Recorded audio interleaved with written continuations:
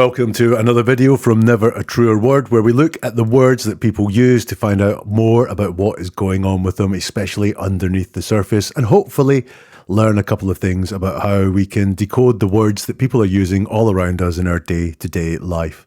If you look at neveratruerword.com, you'll see some of the principles that we use to decode those words, but there's two big ones you should know.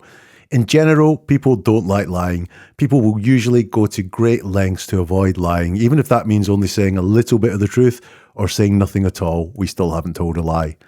And the words that we choose to use tell us lots about what is going on. We choose those words very deliberately.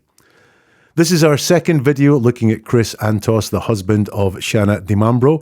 Hopefully on the screen in front of you, there's a link to the first video if you've missed that. It's in the description to this video as well.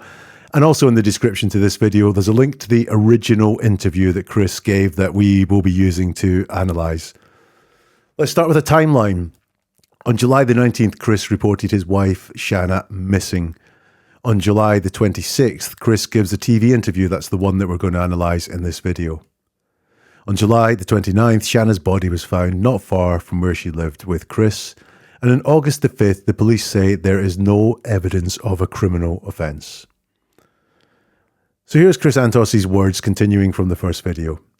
Everything was normal. Her cigarettes were outside. Cup of water was outside full. So I said, maybe she's doing laundry. And I went to First I went to the bedroom. She weren't in bed. So I looked around. I was like, well, laundry baskets are still there. But I still went to the laundry room and looked up around there. Came back here and was like, this isn't normal. Chris is continuing his storytelling here. Look at all the times he says the word so. Look at all the times he uses the word I. It's very important for him to say not just what he did, but why he did it, to explain his reasons for doing it. He also jumps in time again. He says, I think he's about to say he went to the laundry. And again, loads of mentions for laundry. He is obsessed by the laundry, frankly. But he says, I went to and then he backtracks and takes us back in time. First, I went to the bedroom, and when people don't tell events in a linear, chronological style, we wonder what is going on. Why is it they feel the need to go backwards in time to tell us more than they were originally going to tell us? Chris then continues saying, I was like, it's not normal, it isn't. So I hung around for a few minutes, and then I got in my truck and I drove to the big station, which is if you pull out here and take a ride in the 46. There's a shopping centre there. So I drove through there just to see, if she was just wandering around. Didn't see anything, came back here, and I was like, okay, things aren't right. I got to call the cops. So I called the cops, and then I called her father and started the process. Well, again, we've got this and so storytelling here where he says, and something happened, so I did this. And you can see the word so used again a lot here. Once more, he's explaining his reasons for doing what he did.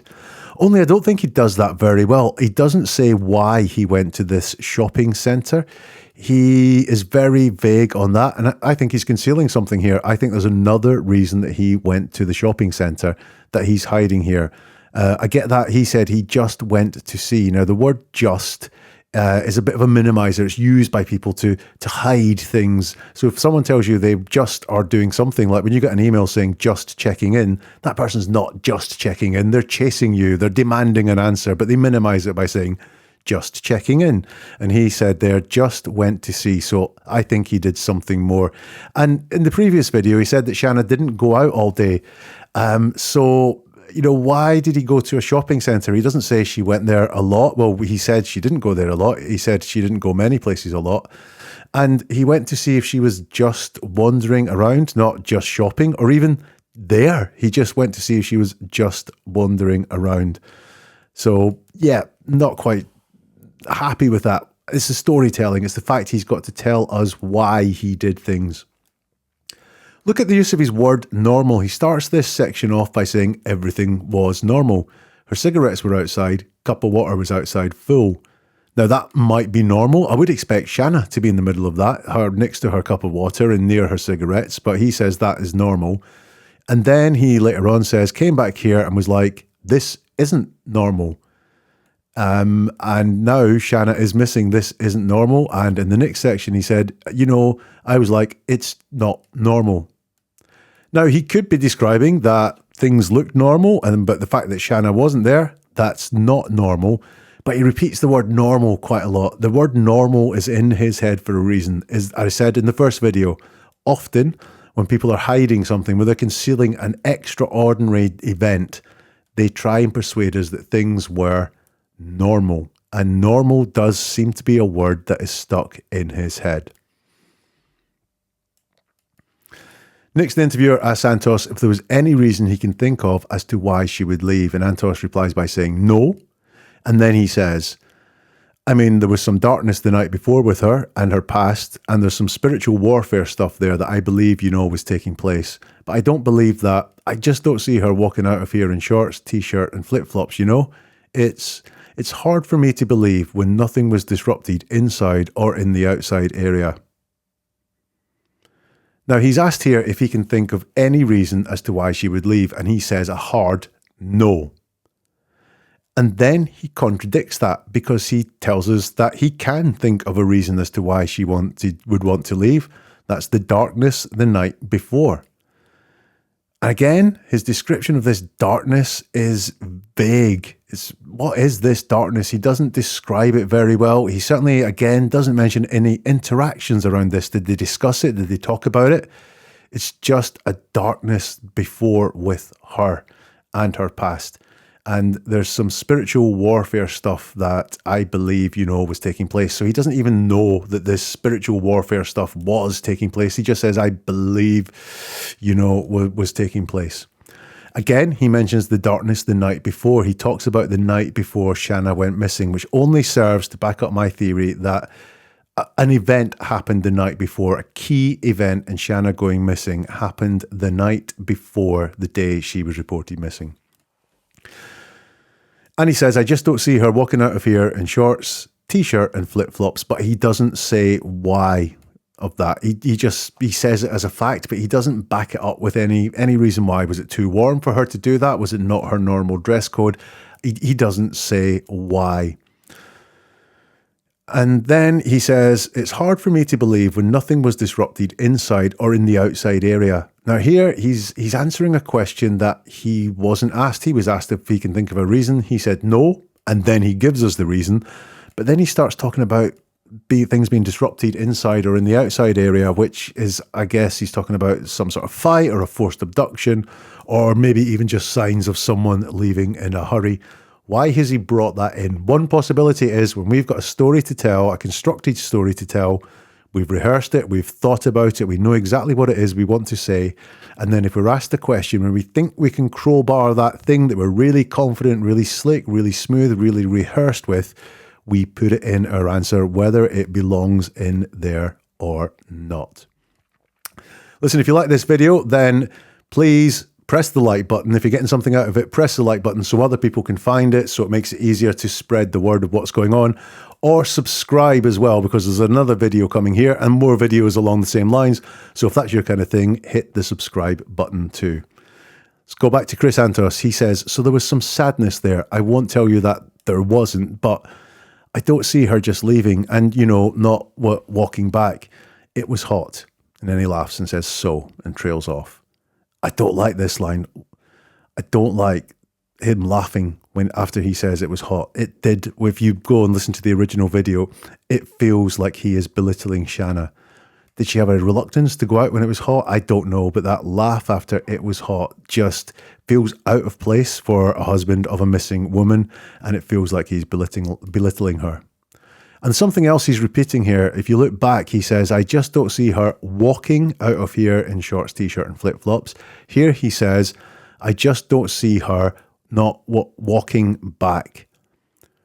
Why is he so sure that if she left or if she came back, she would be walking? It implies that she would only have gone a walkable different distance away.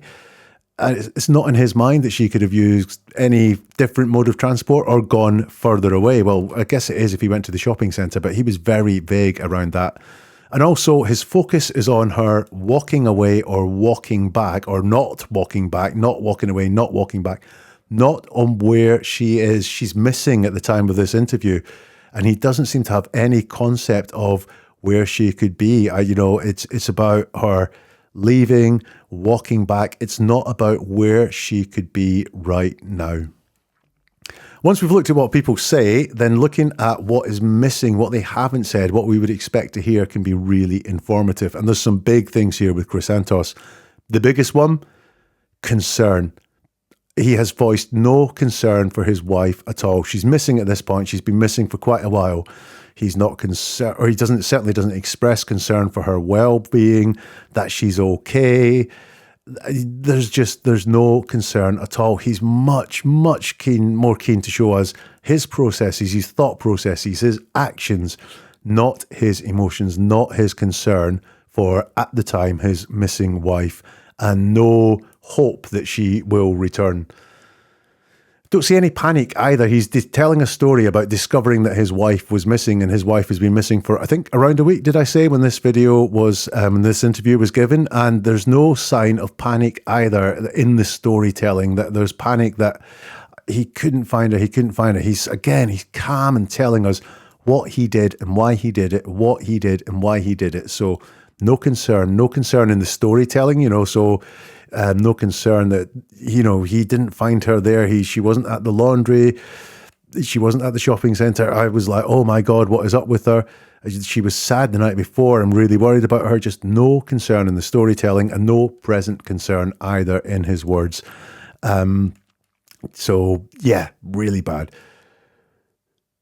So where are we at with the words that we've heard from Chris here? Well, his description of the search is odd. The jumps backward and forward in time, constantly explaining his thought process. That's quite odd. That just doesn't strike me as a very truthful recollection of events. And I think he's hiding something about why he went to the shopping centre. He's storytelling. He is just telling us, and this happened, so I did this. And this happened, so I did this. The walking part, the fact that he can only picture her walking out or can't picture her walking out or walking back, that's worrying for me. And what is missing is really worrying for me when I hear these: no concern and no panic. So part 3 will be coming soon, where we'll look at more of Chris Antos's words. We'll hear him speak some more about Shana's state of mind, and also a word choice that he gives that will send shivers down your spine, or certainly sent shivers down my spine. So part 3 is coming soon. Press that subscribe button to make sure that you get to see it, and other videos in this series. Look at neveratruerword.com to see posts on more stories like this, true crime and people in the news, and looking at the words they use and what we think is behind them. And the link tree that you can see on the screen, or is linked to in the description to this video as well, is where you can find all the socials, so that you can get going in the conversation and be notified of anything else that appears around the words that people use. See you soon for part 3 of Chris Antos.